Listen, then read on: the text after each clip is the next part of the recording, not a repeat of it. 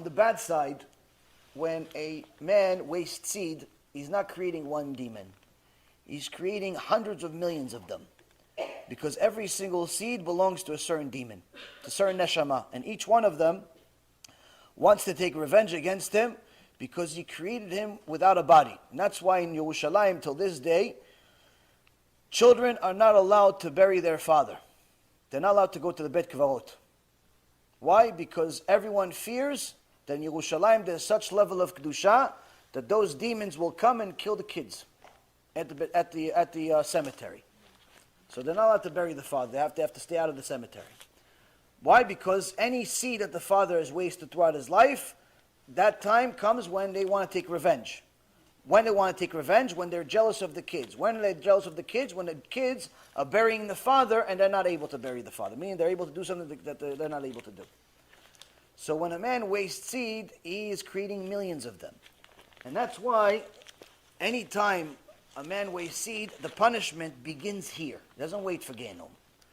So anytime a person wastes seed, usually Hashem punishes them right away. So usually there's an immediate punishment that's obvious, which is they lose money. One of the reasons is because Hashem gives a person shefa, gives a man shefa, gives a person a reward. And anytime he wastes seed, that reward leaves his body. That shefa is his seed. When he wastes it, he's wasting the reward. So let's say, for example, Hashem gave him $25,000 reward this year. He wastes seed. The next day, he sees his portfolio drop $25,000. He says, what happened? How come the market dropped so much? Nothing else went down except my portfolio. I don't understand. No, you should understand. You wasted seed yesterday. You wasted seed yesterday. Today, that's what happens. So many, many times when you see people go broke, this is part of the reason. The Ben Ish Chai says that women also have something equivalent. It's not to the same level of magnitude as a man, but it's also forbidden for women to do such things. Now, on the other hand, on the good side, there is a mitzvah that a person can do that can yield him endless reward. Just like there's endless punishment, there's also endless reward. What is this mitzvah? The mitzvah of zikuy rabim. If you do a mitzvah, for example, you eat kasher, you get one mitzvah. You give somebody food, you did another mitzvah. You do tefillin, another mitzvah. Go to Beit Knesset, another mitzvah. Keep Shabbat, another mitzvah. These are all mitzvot, this is good. But sometimes you get an opportunity in the Torah that the mitzvah can create another mitzvah. What is this mitzvah? The mitzvah of zikuy rabim, which is to make other people do tshuva. Why? Because let's say, for example, you take one of the CDs that I gave you for free, and you listen to it, and after you listen to it, you're not going to listen to it a second time. You take that CD, and you give it to your cousin, you give it to your friend, you give it to your colleague, you give it to your wife, whoever, you give it to somebody. They listen to it. First of all, every second they listen to it is a mitzvah, because it's full of Torah. Every second they listen to it, it's a mitzvah, it's a Torah. That means every time they make a mitzvah, it also goes to your account. It goes to their account, it goes to your account. They do tshuva. From that moment on, every single mitzvah that they ever do, or they're actually a part of, goes to your account also.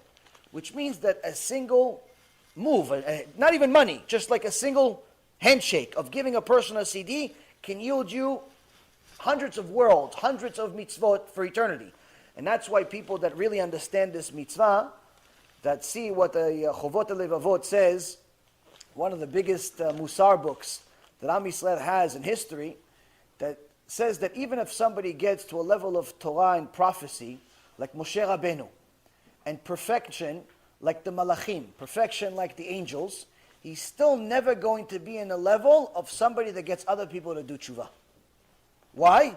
Because the person that learns Torah and is good and does mitzvot, he's limited with himself. A person that gets other people to do tshuva, gets other people to get closer to Hashem, his reward never ends. Why? The other person does tshuva, he starts doing mitzvot. Now he's going to have a wife, she does mitzvot. They're going to have kids, they do mitzvot. Those kids are going to have kids, they're going to do mitzvot. Meaning the reward never ever ends. Only thing that's going to save a man or a woman from their previous sins, the book of Ezekiel says, is to get other people to do tshuva. Why? Because there are certain sins that you know you did, so you can fix them. But there are certain sins you forgot. You forgot you even did it. Oh, but there are certain sins you can't even fix. You can't fix. You worshipped an idol one time. You went to church. You went to a Reform synagogue. You ate taref. You went out with a goya. You went out with a goy. You did all these things. You made mistakes in your life, like I did. We're not, nobody perfect. How can I fix these things? It's already done. What can I do? I get somebody else to stop. I get somebody else to stop it. Once you get somebody else to stop it, it's as if you didn't do it.